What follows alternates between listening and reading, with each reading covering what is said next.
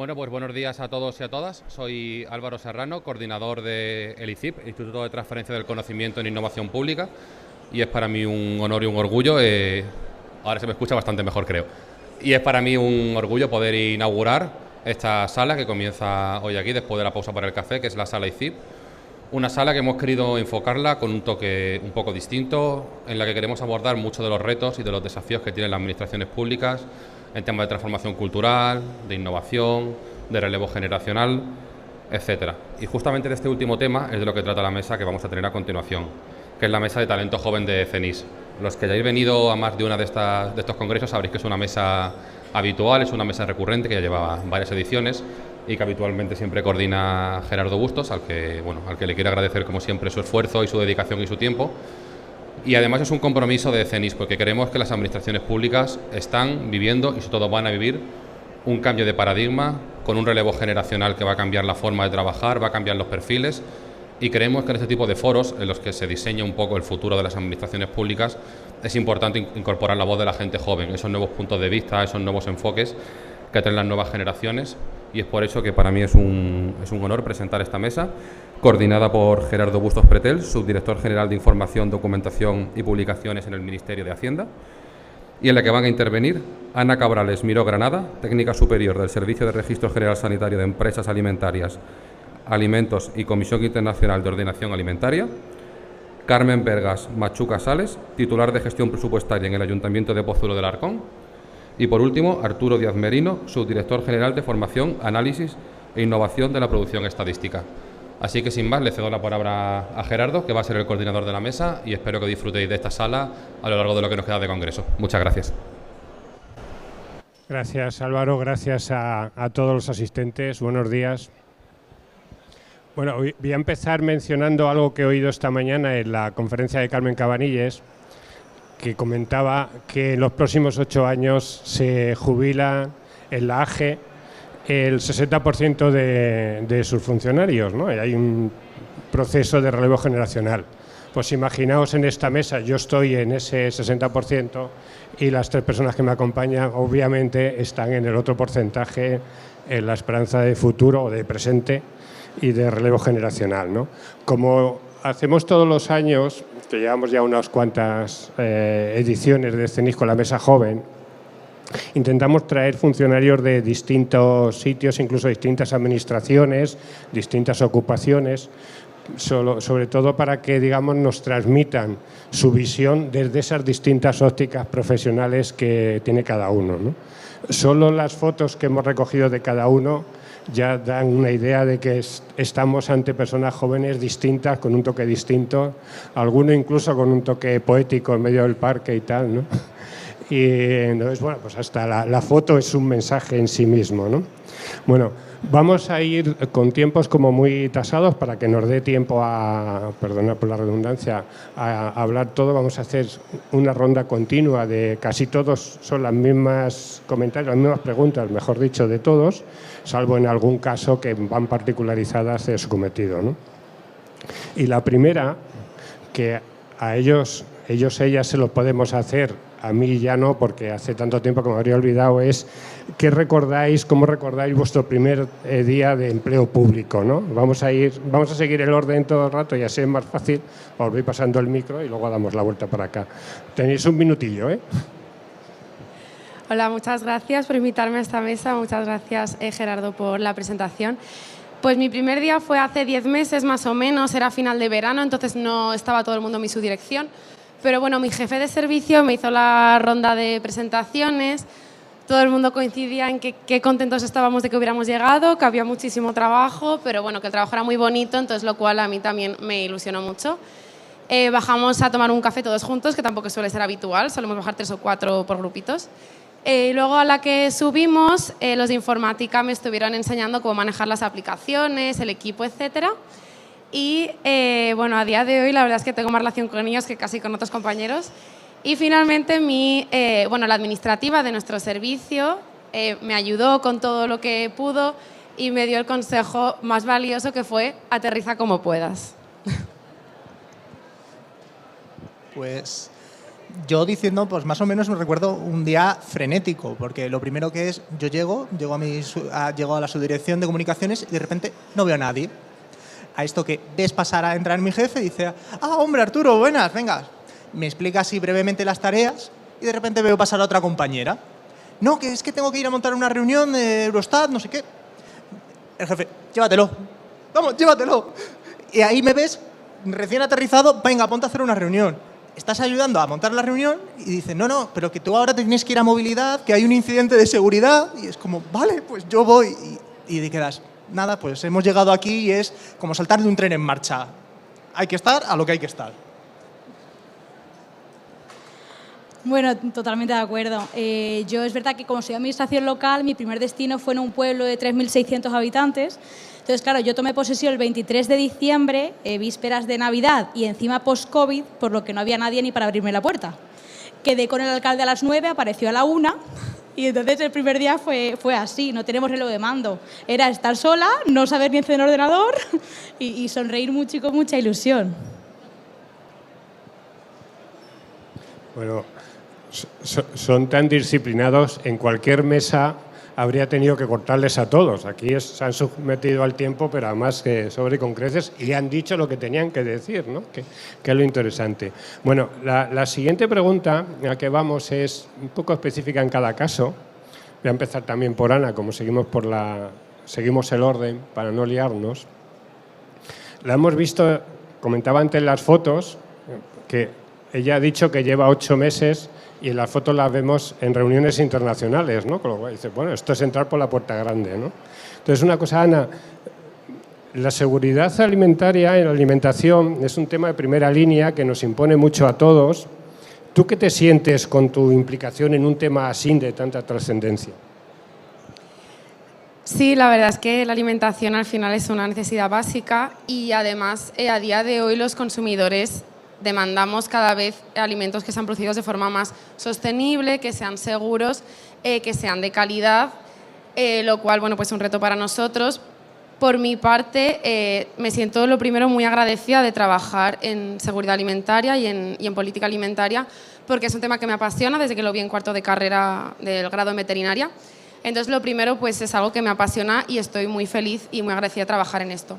Lo segundo, pues sí, como has dicho, represento a España en foros internacionales, en Codex Alimentarius, que es un programa mixto entre la FAO y la OMS, de dos agencias de Naciones Unidas. Entonces, pues siento el peso de la responsabilidad de representar a mi país, lo cual hace que sienta la necesidad y como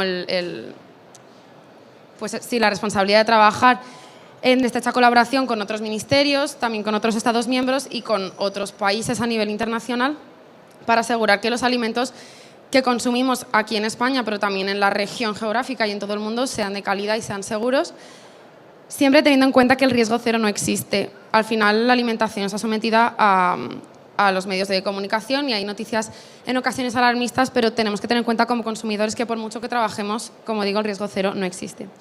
Y en tercer lugar, pues también estoy muy ilusionada de los retos que se me proponen en el futuro a medio y largo plazo en alimentación, como son pues, la producción de alimentos cada vez más sostenibles, también los nuevos alimentos o los riesgos emergentes, enfermedades emergentes, zoonosis, etcétera, lo cual bueno, me hace estar ilusionada del trabajo que se viene y también la necesidad, como repito, de trabajar coordinadamente con otros ministerios y a nivel regional y también a nivel internacional para abordar junto con la academia y con la ciencia estos retos de cara al futuro. Perdón. Nada, no te preocupes. No he comentado que tú eres una veterinaria dedicada a la seguridad de los alimentos. Ahora pasamos a un matemático trabajando en temas estadísticos, ¿no? Con datos. Todos los que estamos en este mundillo nos pasamos el día hablando con datos. No sé muy bien si hablamos bien y sabemos de lo que hablamos, pero hablamos mucho de datos y lo que sí sabemos es que ahí no es que esté el futuro, está el presente, ¿no? ¿Tú eres consciente, Arturo, que tú estás trabajando en lo que es el foco ahora mismo del tema, lo que nos preocupa y que con todo ese tiempo que te queda por delante de trabajo, ¿Cómo ves tu futuro y los datos y tal? O sea, acláranos un poco el panorama de lo que nos espera a todos con tu trabajo, vamos. Bueno, como has dicho, el trabajo en datos es muy importante, pero el problema es que es un juego con muchos equilibrios, porque hay que jugar no solo con el manejo de datos, también hay que tener en cuenta cómo podemos recopilar esos datos, cómo los vamos administrando para no generar duplicidades o acabas teniendo, por ejemplo, el ayuntamiento y luego el consejo de no sé quién tengan el mismo tipo de datos. O para difundir esos datos también es muy importante los aspectos de confidencialidad. ¿Cuánto podemos decir de esos datos, pero también respetando la integridad o, digamos, la anonimización de eso? Son muchos puntos que hay que ver y, como has dicho, yo trabajo en una parte pequeña de datos. En sí mismo es un trabajo enorme lo que hay, desde, como se ha dicho, difusión, anonimización, manejo, recolección. Pues actualmente, por ejemplo, estoy metido en un proyecto europeo con diversos países y diversos cines de otros países en un trabajo open source sobre la sensibilidad de los datos para, digamos, que los investigadores puedan colaborar para tratar datos de tipo epidemiológico o demográfico. A futuro, pues tenemos que buscar nuevas herramientas para, por ejemplo, la privacidad diferencial, para meterlas en nuestros métodos estadísticos o aplicar el machine learning o el uso de registros estadísticos para obtener esas fuentes de datos. Por ejemplo, hace poco se expuso el estreno del Data Lab, el Data Lab europeo, donde colaboran Banco de España, la Agencia Española Tributaria de Datos y el INE para la recuperación de datos económicos. También estamos trabajando con unidades de grandes empresas, pues, por ejemplo, con Carrefour, para los índices de precios de ciertos productos. Es decir, es muy variado, tenemos muchos ámbitos donde trabajar y es muy complicado. Por eso necesitamos mucha gente y el trabajo en datos es puntero, todo lo posible. Muy bien, muchas gracias. Vamos ahora a la administración local. Carmen, tú has estado en varios ayuntamientos, ahora sabes que estás, yo creo que es el ayuntamiento más rico de España o de los más ricos, ¿no? Lo mismo te has ido a ese ayuntamiento por eso, no sé. Y en tus manos está el presupuesto, o sea, tú, buscando en estos planos que voy a intentar ver si sois conscientes un poco en lo que estáis, en tu caso, tú estás un poco en la llave de lo que es la mejora, los servicios de la gente, o sea, en algo que va a repercutir directamente a las personas, ¿no? O sea, ¿cómo ves esa implicación tuya en algo tan trascendental en el ayuntamiento? Bueno, como has dicho, he estado en varias administraciones y es todo un reto estar en Pozuelo actualmente. Yo soy muy defensora de la administración local. Creo que es la administración más cercana al ciudadano porque creo que es la administración que debería de conocer sus necesidades más directas. Al final, en la elaboración del presupuesto, sí que es verdad que es conjunto, una parte administrativa y una parte política. El que decide en qué se gasta el dinero es criterio político, a través de los compromisos que tengan en sus programas electorales, afianzados con el voto de los propios ciudadanos o de las necesidades que le van transmitiendo, las necesidades y demandas que le van transmitiendo los propios ciudadanos. Así que la última decisión es política, yo llevo más la parte administrativa. Sí que es verdad que como soy muy defensora de la administración local, en mi trabajo diario sí que pienso en el ciudadano, porque de una forma u otra repercute. Y todo lo que hacemos en la administración local repercute directamente en el vecino. Entonces yo sí que lo tengo en cuenta y soy muy defensora de que una mala gestión administrativa nunca debería repercutir negativamente en el pobre ciudadano, que estamos ahí pues para servir el interés general, como dice la Constitución. Gracias, Carmen. Bueno, vamos a entrar ya en preguntas que son globales, que son generales, ¿no? Pero yo quería hacer una reflexión que digo, fijaos que estamos ante 3 jóvenes funcionarias, y de alguna manera estamos en tus manos en la seguridad alimentaria. Estamos en tus manos y es la peor cosa, porque es la gestión de los... Digo la peor o la más trascendente, porque es la gestión de los datos y sabemos que es uno de los grandes avances y uno de los grandes riesgos que estamos viviendo ahora. Y luego, en tu caso, la cuestión presupuestaria, al menos los que vivan en Pozuelo, que hay unos cuantos, están en tus manos también por la gestión presupuestaria, ¿no? Es la reflexión de decir, bueno, pues tenemos 3 visiones de 3 personas que llevan poco tiempo en la administración, y por eso los hemos traído aquí, tienen el suficiente como para tener una experiencia ya, haber hecho, digamos, una valoración con su ilusión inicial y no el tiempo bastante como para haber perdido la ilusión, ¿no? Ya sabéis, el funcionario quemado, algunos desde el principio y otros al cabo de los 5, 10, 20 años y tal. No les ha dado tiempo, ellos todavía no deben estar quemados, ¿no? Entonces, un poco con la valoración que habéis hecho ya de vuestra experiencia en la administración y tal, con ese impulso juvenil que llegamos diciendo cambiar las cosas, ¿qué 3 cosas cambiaríais de la administración pública, de vuestra conclusión en cada uno de los sitios? Vamos, no, a nivel global como concepto de cambio de la administración, ¿no? Gracias, Gerardo, por la pregunta. Yo voy a lanzar un poco ideas al aire, un poco difíciles de implementar, pero bueno, luego de estas cosas siempre pueden surgir ideas. La primera propuesta que tengo, o la primera idea que tengo, es proponer algún sistema de prácticas antes de entrar a formar parte de la administración pública, porque hay mucha gente que empieza a opositar sin saber realmente. Todo el mundo sabe cuáles son las ventajas de ser funcionario, por lo menos las clásicas, un trabajo estable, bien remunerado, etcétera, pero hay mucha gente que no se da cuenta de las desventajas que puede tener trabajar en la administración pública. Entonces, al final, muchos de los que estamos aquí estamos por vocación, y eso es lo que me gustaría, que el 100% de los que estamos aquí estuviéramos por vocación, o por lo menos, aunque no sea vocación desde siempre, que te guste y que tengas un compromiso con el ciudadano y con el sector público, y que puedas soportar alguna de las cosas negativas que puede tener trabajar en esto. En segundo lugar, me gustaría que se modificaran algunos sistemas de acceso, en tanto que, en mi opinión, los tipo test clásicos, que yo no he tenido que pasar por un sistema así, por mi tipo de posición, pero hay gente que sí que sufre el tipo test, me parece que son preguntas que no ponen de manifiesto cómo resolverías un problema en la administración. A día de hoy la normativa está toda en Internet, entonces no veo eficiente aprenderse cuántos días tienes para poner un recurso administrativo. Entonces, por eso me gustaría que se enfocaran los exámenes desde un punto de vista más práctico y más competencial, en lugar de desde un punto de vista tan teórico de conocimientos y de memorizar, como en algunas ocasiones pues son las oposiciones, y que muchos procesos selectivos llevan iguales muchas décadas.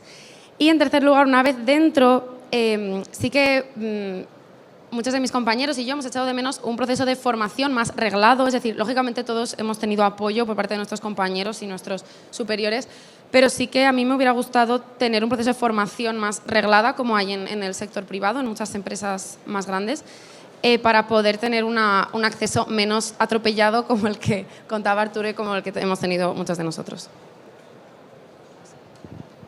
Bueno, pues yo quizá voy a ser un poco más, quizá por eso estoy en la parte de esta de datos, quizá mi visión global de las mejoras van más hacia el punto tecnológico, es decir, el primero es la mejora de la infraestructura tecnológica. Creo que se está haciendo un proceso de transformación digital, es cierto, pero creo que podemos seguir mejorando.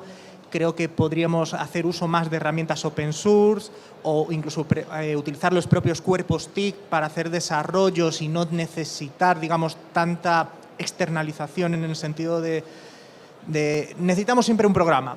A lo mejor podemos desarrollar algo o utilizar alguna tecnología abierto. Creo que eso es uno de los puntos de mejora que se podría hacer en la transformación digital.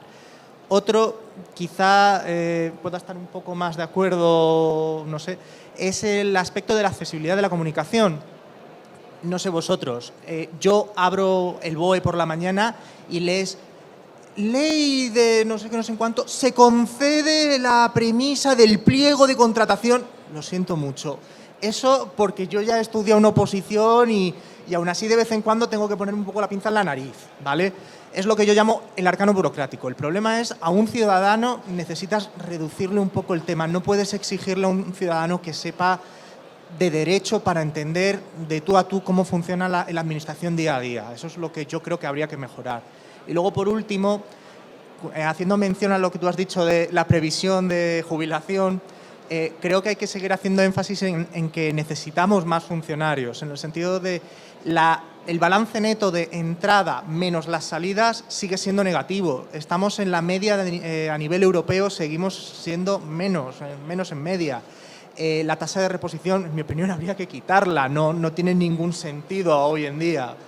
Pero bueno, eso quizá es un tinte más político, pero yo creo que necesitamos más personal para evitar posiblemente el proceso de quemarnos y poder trabajar de la forma más óptima posible. Yo sí que coincido con Arturo en sus medidas. Pensando en el ciudadano, mis tres opciones son pensando en el ciudadano siempre. La primera sería esa mayor cercanía, como ha dicho Arturo, se puede conseguir con la modernización de las infraestructuras. Es decir, por ejemplo, ya hay ayuntamientos que están implantando el pago de las tasas por Bizum. Vamos a tener esa cercanía, vamos a darle facilidades al ciudadano siempre. Y con ello también, por ejemplo, con la simplificación del lenguaje. Mucho lenguaje jurídico, muy económico, muy administrativo y que el propio vecino que vaya no sepa ni rellenar un formulario. Entonces, simplificación del lenguaje y modernización para cercanía. La finalidad es la cercanía al ciudadano, darle facilidades. La segunda medida sería la simplificación burocrática administrativa. Nos ahogamos en papeles y hay muchos documentos que dicen lo mismo una y otra vez. Vamos a usar un poco la cabeza, simplificar, es decir, no vamos a quitar cosas que sean necesarias en un procedimiento administrativo, pero un poco a simplificar a lo fundamental, a ser prácticos. Y la tercera está muy enfocada al ámbito de administración local, que sería que la legislación está hecha para todos por igual, todas las administraciones en este sentido. Entonces, habría que adaptar la legislación a los ayuntamientos, por ejemplo, más chicos. No pueden exigir lo mismo a un municipio de 50.000 habitantes que tienen muchísimo personal o que están avanzados, tanto económico, personal, material técnico, tecnológico, como a uno de 200 habitantes. En España tenemos muchos municipios muy pequeños. Hay que ser conscientes de que la legislación es igual para todos y es imposible que un municipio pequeño que no tiene ni medios personales, económicos, materiales o tecnológicos tenga que aplicar la ley de contratos igual que uno grande, cuando a lo mejor en ese ayuntamiento solo hay una persona, 1 o 2 días a la semana. Entonces vamos a ser conscientes y vamos a intentar adaptar esa legislación a las necesidades de los ayuntamientos pequeños. Esas serían mis aportaciones. Vale. Gracias a los tres. Bueno, os aviso, como probablemente nos quede margen, os voy a hacer lo mismo que hacemos al ChatGPT. Le preguntas 3 cosas y luego dices, no, dame 2 más, ¿no? Entonces lo digo porque al final, si nos queda tiempo, os diré, bueno, 1/4 mejora y eso, ¿no? O sea, sí, ¿eh? Pero como vamos muy bien de tiempo, seguramente nos va a quedar, ¿no? Oye, trataros como el ChatGPT es un buen trato, ¿no? Ahora lo mimamos todos mucho y lo usamos mucho, ¿no? Bueno, vamos a cambiar un poco en esto de las mejoras, pensando en una mayor profesionalización. A veces decimos, sobre todo en las capas directivas, que no está bien delimitado en España el plano político y el plano administrativo, ¿no? Y bueno, quienes defendemos un poco ese planteamiento mantenemos la postura de decir una mayor profesionalización de las administraciones públicas, las en plural, todas, y especialmente de la función directiva, ¿no? Bueno, pues con esa digamos, visión que tenéis todavía sin viciarse por el paso del tiempo y todavía fresque joven, nos gustaría saber vuestra opinión en ese sentido, ¿no? Sobre una mayor profesionalización, especialmente de la función directiva. Gracias, Gerardo. Sí, la verdad es que yo, bueno, se lo estaba comentando a Gerardo antes de entrar. Yo cuando comento a mis compañeros de la Unión Europea que algunos de mis jefes, de mis superiores, cesan cuando cesa el ministro, cuando se cambia el ministro, incluso dentro de un mismo partido, les llama mucho la atención. Esto no ocurre en otros países de la Unión Europea y como decía Gerardo, hay que profesionalizar la función directiva. Por mi parte, lo que propongo es algo que veo que hay una falta de asumir responsabilidades, una falta de rendición de cuentas por parte de los puestos directivos, en tanto que hay muchos planes, estrategias, objetivos que desde la Administración prometemos, porque los prometemos todos, no solo los presidentes y los ministros, sino pues todos tenemos un compromiso cuando redactamos, porque al final somos nosotros los que redactamos las estrategias, que los vamos a cumplir y luego no es que a veces no se cumplan, sino que ni siquiera se empiezan a implementar. Entonces, a mí me gustaría que las personas, los puestos directivos, que son los que al final tienen que tirar un poco del carro y dar las órdenes necesarias para que esos planes comiencen a implementarse, tuvieran una rendición de cuentas periódica, pues trimestral o semestralmente, para que si no se implantan ciertas estrategias, que encima hemos publicitado de cara a la ciudadanía y que en muchos casos está incluso en la legislación, si no se ha podido implementar, se nos explique a todos por qué no se ha hecho y qué vamos a hacer. Como dicen en inglés, comply or explain. Comply, es decir, cumple, y si no cumples, explica por qué no has podido cumplir. Gracias, Ana. Pues a ver, yo, en mi opinión, la profesionalización creo que es un poco como una evolución natural. A fin de cuentas, cada día nos estamos especializando más en ciertas materias. Quizás yo en eso voy un poco más sesgado porque, claro, los cuerpos directivos tienen que saber específicamente sobre una estadística concreta o unas normativas muy concretas. Pero yo creo que la profesionalización es una demostración de esa expertise, ese conocimiento que se tiene que ir cogiendo. Por lo tanto, es lógico exigir a esa capa directiva un alto nivel de esa profesionalización, porque si no saben ellos mismos explicar esa propia materia, ¿qué puedes pedir tú para, digamos, las capas inferiores? Entonces, también hay que tener en cuenta una cosa, no nos vengamos un poco a la cabeza con que solo puede ponerse alguien que sea expertísimo de la materia. A ver, entendamos que todos partimos de cero en algún momento. No podemos poner un muro. Hay que ir formando progresivamente. A lo mejor, pues eso, lo típico de que de los 2 a los 6 primeros meses, el que entra pues se va a comer las collejas, por llamarlo de alguna forma, pero tendrá que ir aprendiendo y ir profesionalizándose poco a poco. Entonces, el punto es, la capa directiva sí necesita una profesionalización, pero no puede ser un impedimento. Debería permitir un flujo poco a poco, ya que, al fin y al cabo, al hacer las oposiciones, uno de los principios que siempre se nos dice es la capacidad. Tú has demostrado en esas oposiciones que tienes una capacidad de reflexión o adaptarte a esas necesidades. De ahí esa capacidad tú de profesionalizarte para la capa directiva. Eso es lo que yo entiendo en esta reflexión. Pues yo sí que creo en la profesionalización, sobre todo en puestos directivos.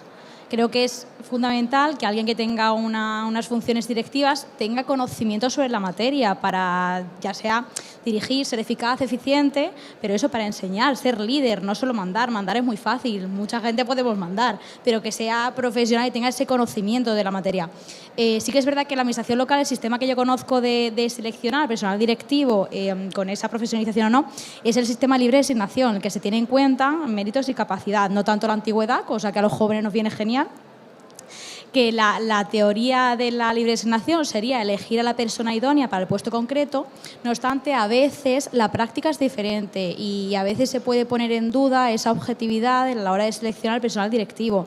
Por lo que creo que debería de implantarse ese sistema de objetivos o de metas alcanzables con análisis periódico para que se pueda demostrar esa profesionalización con experiencia, las capacidades, esa formación continua y que cumplan esos objetivos para que esa persona está desempeñando esas funciones directivas.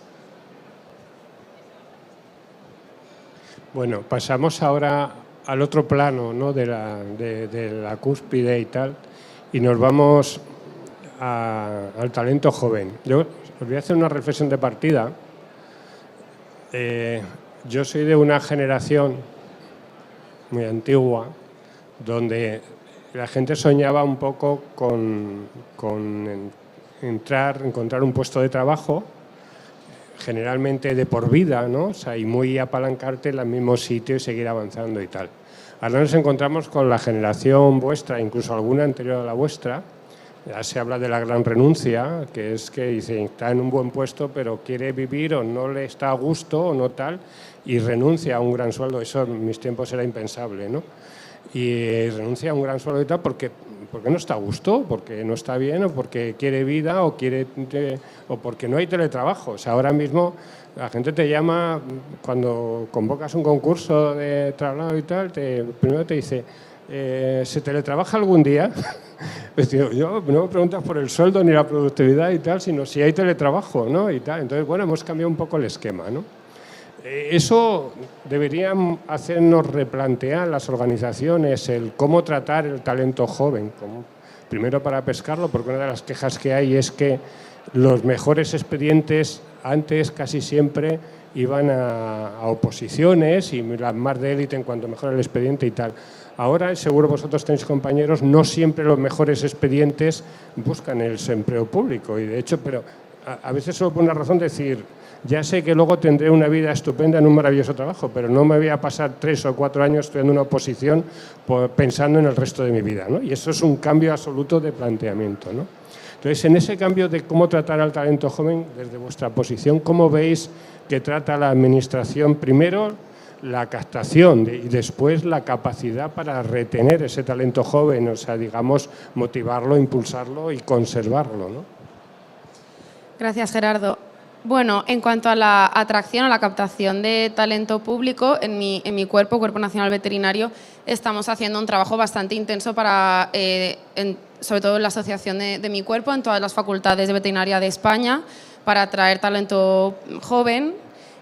Así me captaron a mí en el cuerpo y ahora yo soy preparadora y también como que dentro de mi facultad y en redes sociales intento captar gente que sea pues comprometida con la profesión, que le guste la sanidad animal, que le guste el sector público, porque para mí no hay mayor orgullo que pertenecer al cuerpo que pertenezco y trabajar por la salud pública y por la sanidad animal en el ámbito de la Administración General del Estado. Entonces, se está trabajando en eso y yo sí que veo que hay muy buenos expedientes que estamos captando por lo menos para mi cuerpo.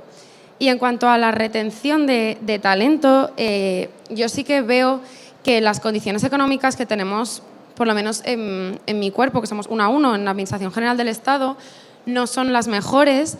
Creo que se podrían modificar un poco los complementos para evitar que haya fuga de personas de la Administración General del Estado a la empresa privada.